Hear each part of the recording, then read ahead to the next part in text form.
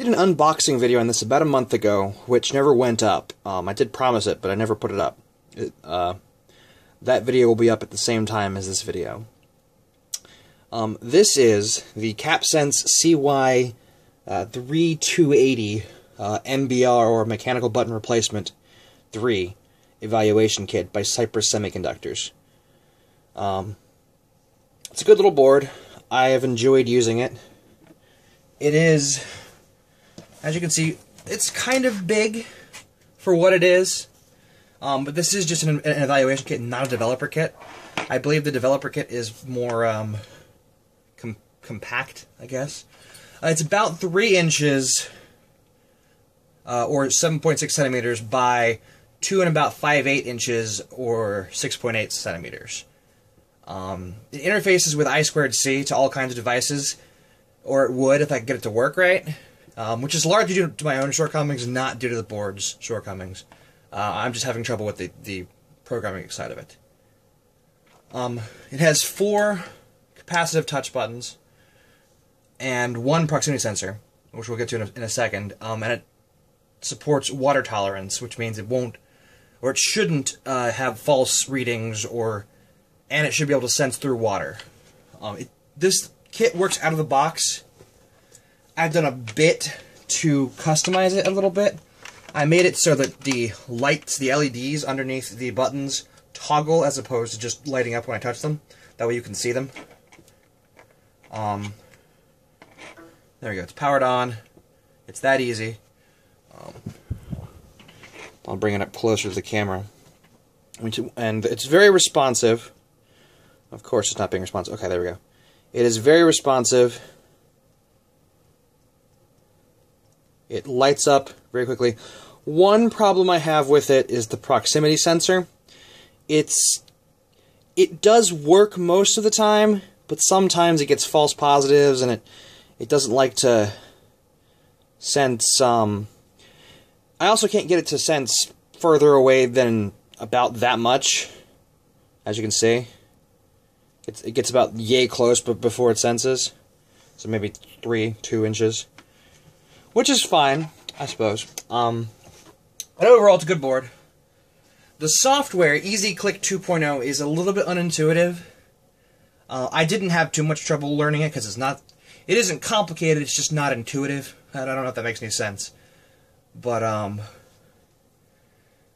other than that, this board is great for what it does. It doesn't do a lot, obviously. There's no onboard memory, there's no fancy Atmel chip, as far as I know. As you can see, everything is very compact, everything's very small. I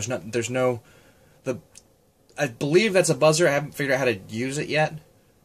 But one thing it is supposed to do very, very well that I have not had a good luck with has been water tolerance. I mean, I did mention that, but this is the 1mm overlay that it came with. As you can see, it does work through the overlay, and this is a fairly thick overlay.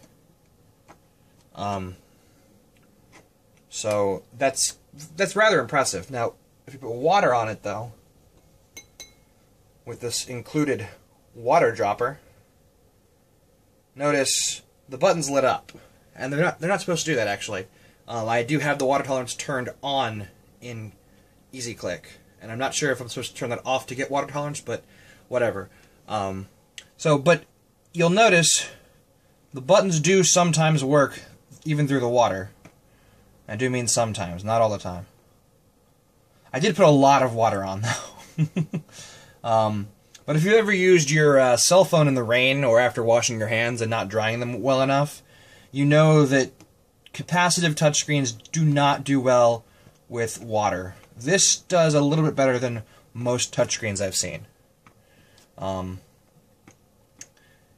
But apart from that, everything else, other than the I2C, which I can't get to work, works great. It is a great little kit. I would like to see a development kit instead of an evaluation kit, because basically I'm just evaluating the technology. I can't really develop with this. But overall, it's a solid piece of touch technology. It works great for most of the part. I'm using it in a prototype of something that I'm designing, which I'll talk about later. after I do the road test for the Arduino, which I got today. I'm very excited about that.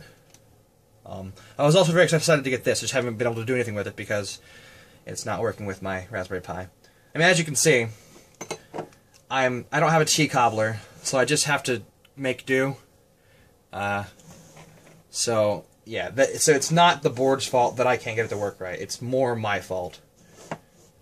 But I'd like to thank Element14. This is my first road test. I hope I get to do a lot more. This has been a lot of fun. I'd also like to thank Cypress Semiconductors for their technology. And in the description there'll be a bunch of links for this. There will be a video of an overall introduction for this technology, a tutorial for EasyClick 2.0. So if you got this kit, watch this tutorial. It helps a lot. A Raspberry Pi interface example, an Arduino interface example, and both those links contain downloads for source code. And if you like this, I mean, I know it's kind of rough. I haven't had my coffee today, so I'm kind of flustered. But subscribe, please. Like and subscribe. It'd be great. Also, follow me on Twitter, @FlippedBoxSite. Again, that'll be in the description. I might put an annotation if I can get rid of my laziness. But yeah, that's it for now. I will make a new video if I can get the I2C to work correctly. So that might be coming pretty soon. So, goodbye.